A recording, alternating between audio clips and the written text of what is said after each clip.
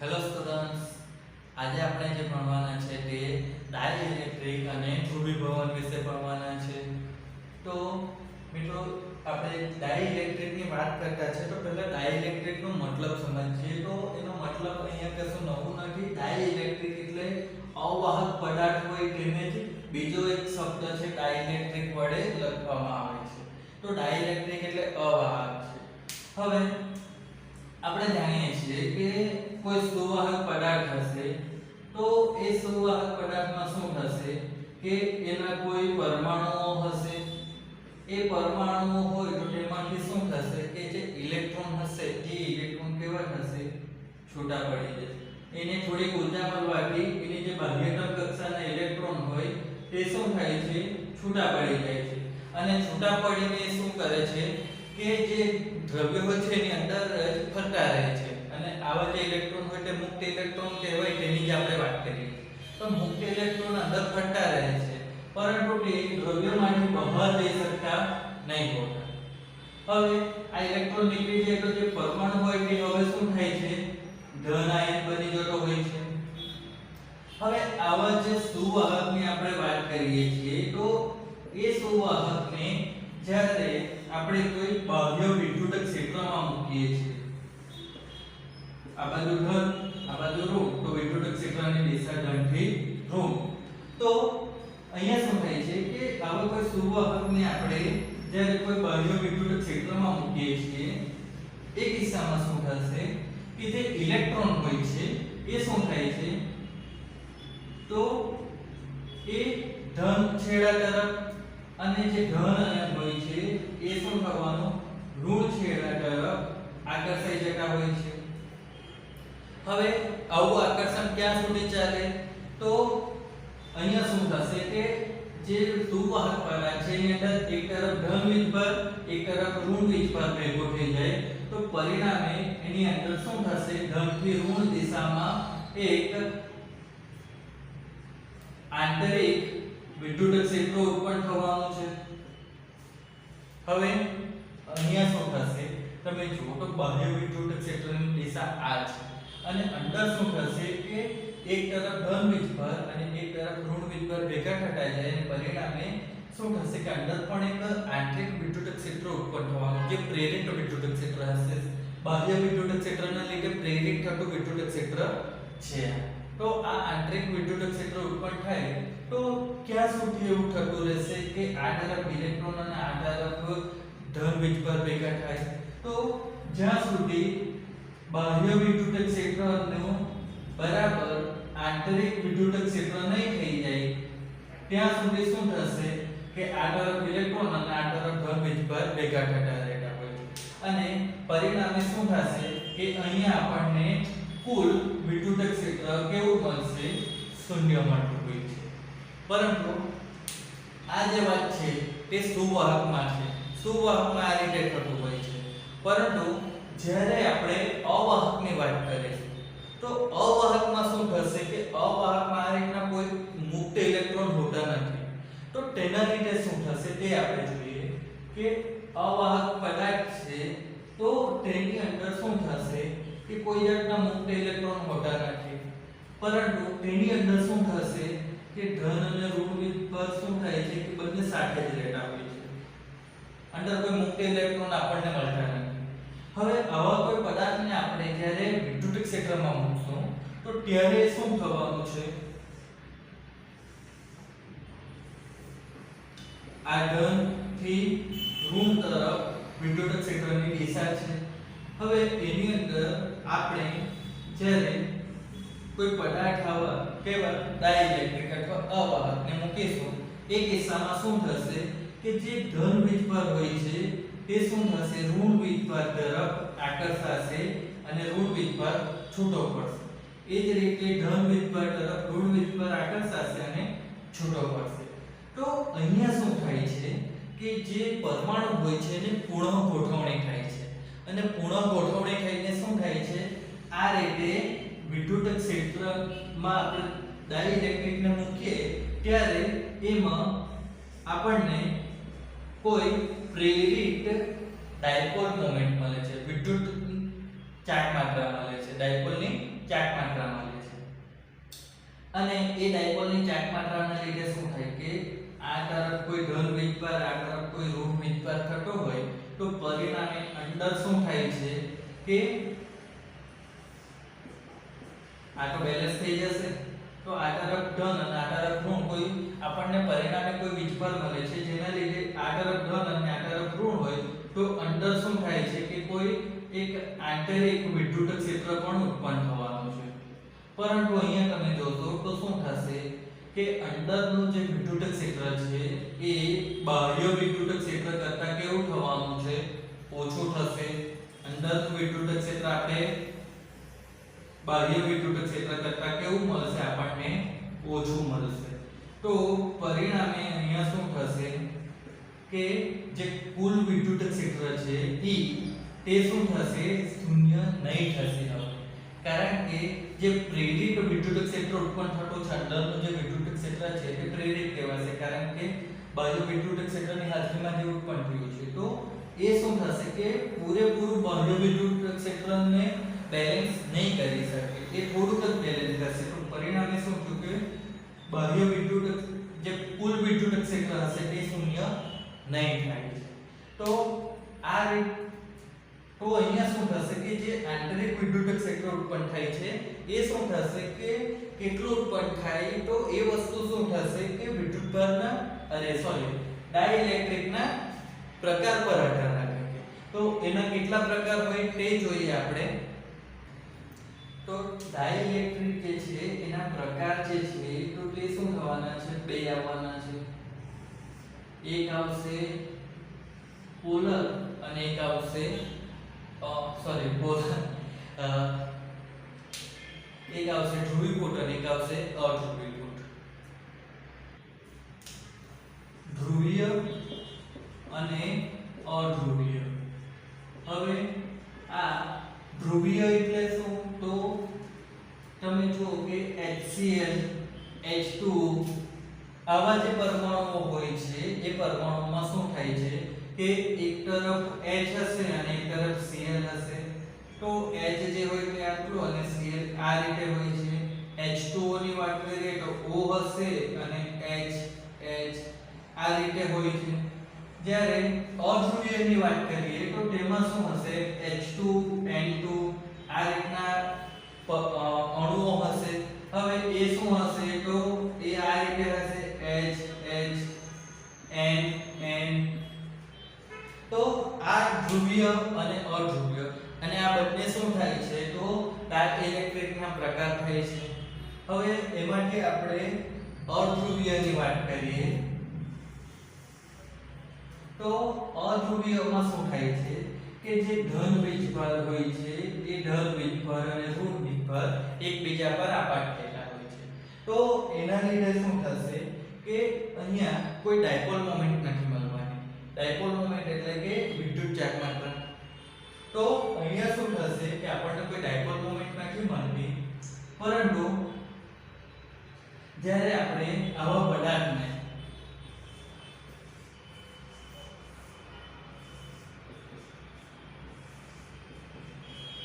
અહીંયા તમે જુઓ તો શું થાય છે કે ડાયપોલ ચાર્જ માત્રા અથવા ડાયપોલ મોમેન્ટ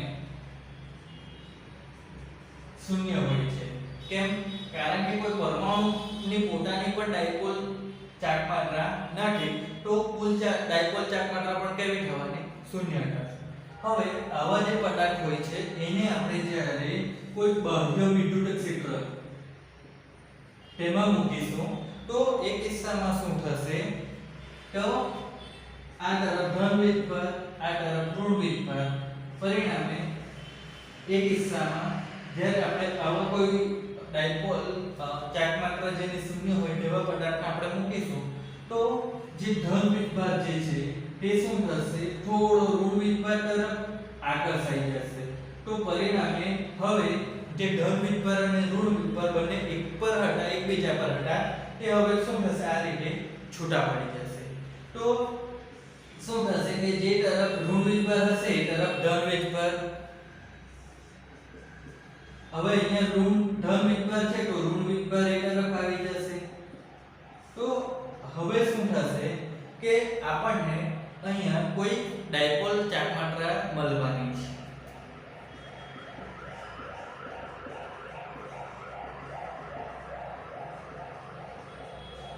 એનું કઈ મૂલ્ય આપણને મળવાનું છે અને મતલબ આપણે તે 0 નથી થવાનું. કેમ? કારણ કે હવે શું થાય છે કે અહીંયા જે દરેક અણુ હતો તે દરેક અણુ અહીંયા કોઈ ચાર્જ માત્રા ધરાવતો નહીં હતો. તો હવે શું થાય છે કે એક તરફ ઋણ વિદ્યુત એક તરફ ધન વિદ્યુત જતો રહ્યો તો ડાયપોલ બની ગઈ. પરિણામે એની કોઈ ડાયપોલ ચાર્જ માત્રા આવવાની છે. તો બધા અણુઓ શું થયા છે કે પુનઃગોઠવણી થઈને એક તરફ ઋણ વિદ્યુત એક તરફ ધન વિદ્યુત ધરાવતા હોય એ રીતે ગોઠવાઈ ગયા તો કંઈક તો આપણને ડાયપોલ ચાર્જ માત્રા હવે મળવાની છે. હવે આપણે વાત કરીએ ધ્રુવીય અણુની.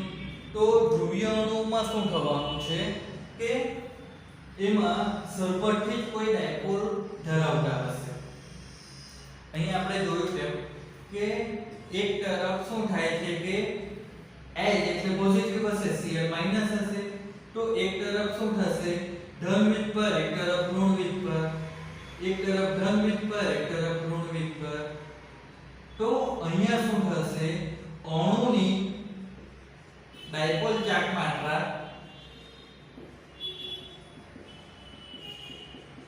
શૂન્ય નથી. જ્યારે અહીંયા આપણે સમજીએ તો અણુની લખી દઈએ અણુની ડાયપોલ ચાર્જ માત્રા શૂન્ય છે. અહીંયા અણુની ડાયપોલ ચાર્જ માત્રા શૂન્ય નથી પરંતુ દ્રવ્યની ડાયપોલ ચાર્જ માત્રા શૂન્ય થાય છે. કેમ? તો એ વસ્તુ સમજો કે દરેક અણુ જે છે તે પોતપોતાની કંઈક ડાયપોલ મોમેન્ટ ધરાવતું છે ડાયપોલ ચાર્જ માત્રા, પરંતુ એ બધા અંદર અવ્યવસ્થિત રીતે ગોઠવાયેલા છે અને એવા અવ્યવસ્થિત ગોઠવાયેલા છે કે જે પરિણામી આપણે કોઈ દ્રવ્ય લીધું છે આ આખું તો એ પરિણામી દ્રવ્યની આપણને કોઈ ડાયપોલ ચાર્જ માત્રા મળવાની નથી કારણ કે બધા અવ્યવસ્થિત રીતે ગોઠવાયેલા છે. હવે એવા જે ડાયપોલ મોમેન્ટ ધરાવતા ધ્રુવીય અણુઓ હોય છે એને આપણે શું કરીશું તો વિદ્યુત ક્ષેત્રમાં મૂકીશું.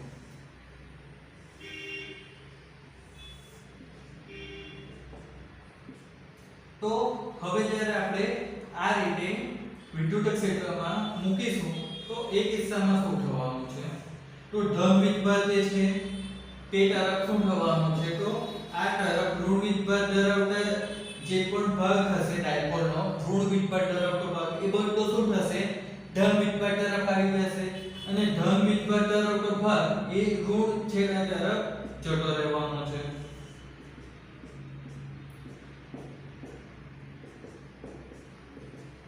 તો હવે અહીંયા તમે જુઓ તો શું થાય છે કે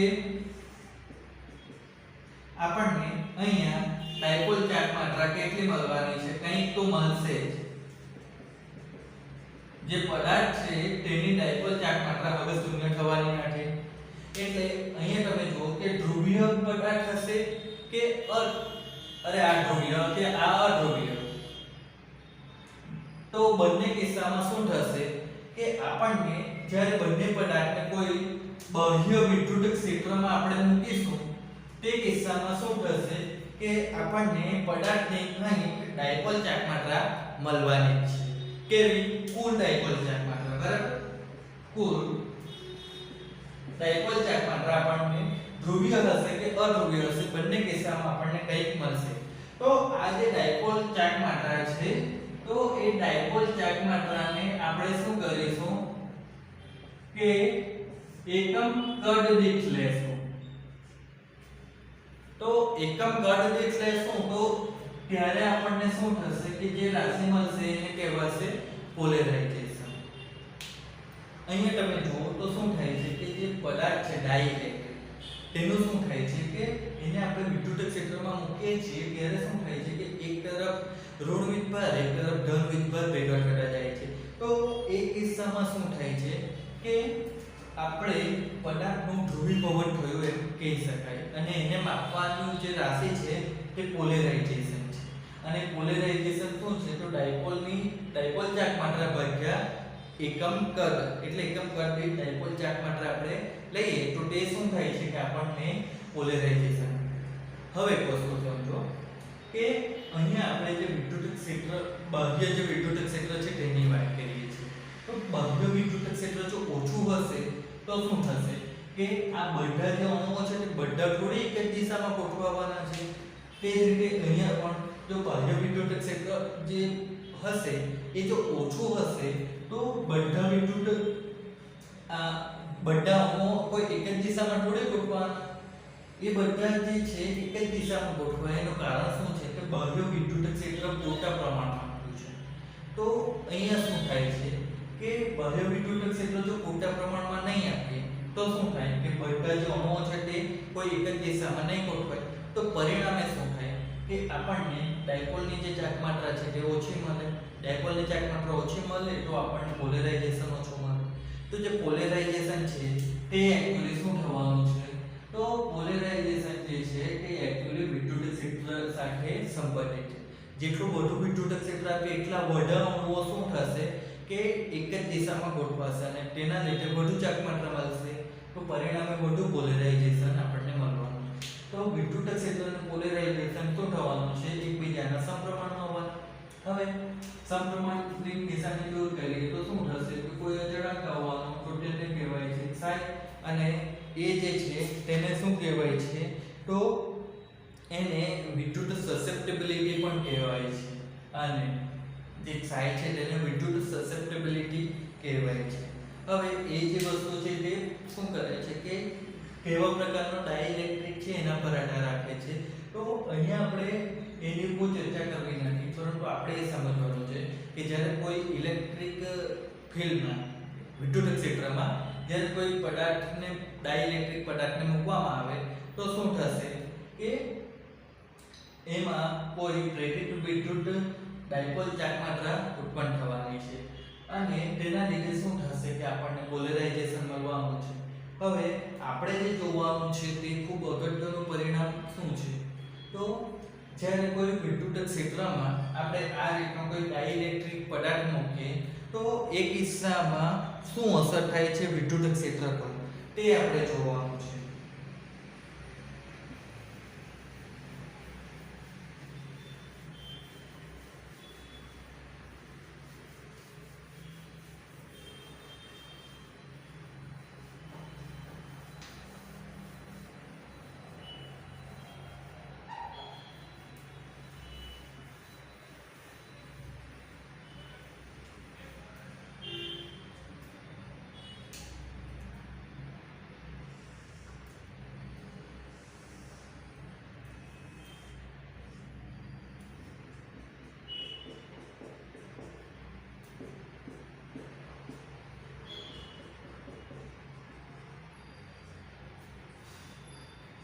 આપણે અહીંયા કોઈ બાહ્ય વિદ્યુત ક્ષેત્ર લીધો છે. હવે આ જે વિદ્યુત ક્ષેત્ર છે એમાં આપણે શું કરવાના છે તો કોઈ ડાઇલેક્ટ્રિક પદાર્થને મૂકવાના છે. તો ડાઇલેક્ટ્રિક પદાર્થ આવી ગયો. હવે ડાઇલેક્ટ્રિક પદાર્થ વિદ્યુત ક્ષેત્રમાં આવે તો શું થશે કે એની અંદરના જે અણુઓ છે તે ધ્રુવીય હશે કે અધ્રુવીય હશે, બંને શું કરશે ડાયપોલ ઉત્પન્ન કરશે. બરાબર. તો ડાયપોલ કેવી હશે કે ઋણ જે ભાર હશે તે બાજુ ધન છેડો આકર્ષવાનો એટલે અહીંયા આપણને શું મળશે આ ધન ભાર અને આ તરફ શું થશે તો ઋણ ભાર. તો આ રીતે ભેગા થતા જાય. હવે બાકીની જે ડાયપોલ હશે તે પણ શું થશે કે એ જ રીતે ગોઠવાતી જવાની છે. તો આ ધન આવ્યા તો અહીંયા શું થશે ઋણ ભાર આવવા. હવે અહીંયા ઋણ ભાર આવે તો અહીંયા ઋણ ભાર નહીં આવી શકે, ધન ભાર જ આવશે તો જ તે એકબીજાને આકર્ષે. તો શું થશે કે આ રીતે આપણને અહીંયા શું થશે કે ડાયપોલ મોમેન્ટ મળવાની છે, ડાયપોલની ચાર્જ માત્રા મળશે. આ રીતે અણુઓ ગોઠવાયેલા હોય ત્યારે. હવે અહીંયા આપણે જોશું તો શું થશે કે જે બે ડાયપોલ છે તો તેમાં શું થશે કે એક ધન વિદ્યુતભાર અને એક ઋણ વિદ્યુતભાર એકબીજાની નજીક આવે છે આ રીતે. તો પરિણામે શું કરે કે તેઓ એકબીજાની અસરને નાબૂદ કરી દે છે. તો પરિણામે કુલ વીજભાર કેટલો થવાનો છે તો કુલ વીજભાર અહીંયા શું થશે શૂન્ય થઈ જશે. બરાબર. હવે કુલ વીજભાર શૂન્ય થઈ જશે. પરંતુ જો આપણે આ પૂરા જે એક સ્લેબ મૂક્યા એમ કહીએ તો જે સ્લેબ થવાનો છે એની ડાયપોલ ચાર્જ માત્રા, એ ડાયપોલ ચાર્જ માત્રા જે છે એ શું થશે? તો એ શૂન્ય નહીં થશે. કેમ? કારણ કે ડાયપોલ ચાર્જ માત્રા જે છે એ શું થવાની છે? તો એ એક ડાયપોલ એક અણુની ડાયપોલના લીધે મળતી છે. તો અહીંયા ટોટલી ઘણા બધા શું થયા છે? એક જ દિશામાં ગોઠવાઈ ગયા છે. તો ડાયપોલ ચાર્જ માત્રા શૂન્ય નહીં થશે. એ શૂન્ય ક્યારે થાય? કે બધા જે અણુઓ છે તેની ડાયપોલ ચાર્જ માત્રા અલગ અલગ દિશામાં ગોઠવાયેલી હોય ત્યારે એ શૂન્ય થશે. પરંતુ અહીંયા તો એ શૂન્ય નહીં થશે. તો હવે અહીંયા શું થાય છે કે જે છેડા પરના અણુઓ છેડા પરના વીજભાર હશે, જે વિદ્યુત ક્ષેત્રની પ્લેટ છે તેના છેડા પાસેના ડાઇલેક્ટ્રિકના જે વીજભારો હશે એ વીજભારો કેવા થશે? તો એ વીજભારો જે છે તે કોઈની સાથે બેલેન્સ નહીં થઈ શકતા. મતલબ આ જો ધન વીજભાર છે તો એને બેલેન્સ કરવા માટે જે ઋણ વીજભાર જોઈએ તેવું કોઈ નથી મળતું. આ તો પ્લેટનો વીજભાર છે જે આપણે વિદ્યુત ક્ષેત્ર લાગુ પાડ્યું તેનો. એ જ રીતે અહીંયા પણ શું થશે કે આ જે ઋણ વીજભારો મળે છે એને બેલેન્સ કરવા માટે કોઈ નથી. આ તો આપણે વિદ્યુત ક્ષેત્ર બાહ્ય જે છે તેની ધન પ્લેટ છે. તો આ જે અંદર ઋણ વીજભાર અને આ ધન વીજભાર ઉત્પન્ન થયા છે તો એ શું છે? આ તરફ ધન વીજભાર ભેગા થયા, આ તરફ ઋણ વીજભાર ભેગા થયા. તો પરિણામે શું થશે કે અંદર એક આંતરિક વિદ્યુત ક્ષેત્ર ફરી ઉત્પન્ન થવાનું છે. તમે જુઓ તો આ તરફ ધન વીજભાર, આ તરફ ઋણ વીજભાર, એ લોકો શું થયા કે બેલેન્સ નહીં થઈ શક્યા. તો પરિણામે શું થયું કે આ તરફ ધન વીજભાર ભેગો થયો અને આ તરફ ઋણ વીજભાર ભેગો થયો. અને પરિણામે શું થશે કે અહીંયાથી મતલબ આ દિશાથી આ દિશા તરફ આપણને એક આંતરિક વિદ્યુત ક્ષેત્ર મળવાનું છે. હવે આ આંતરિક વિદ્યુત ક્ષેત્ર મળતું છે તો પરિણામે શું થશે કે અહીંયા કુલ વિદ્યુત ક્ષેત્રની આપણે વાતો કરીએ તે કુલ વિદ્યુત ક્ષેત્ર તે શું થશે? તો વિદ્યુત ક્ષેત્ર બાહ્ય માઈનસ વિદ્યુત ક્ષેત્ર આંતરિક આ રીતે થશે. કેમ?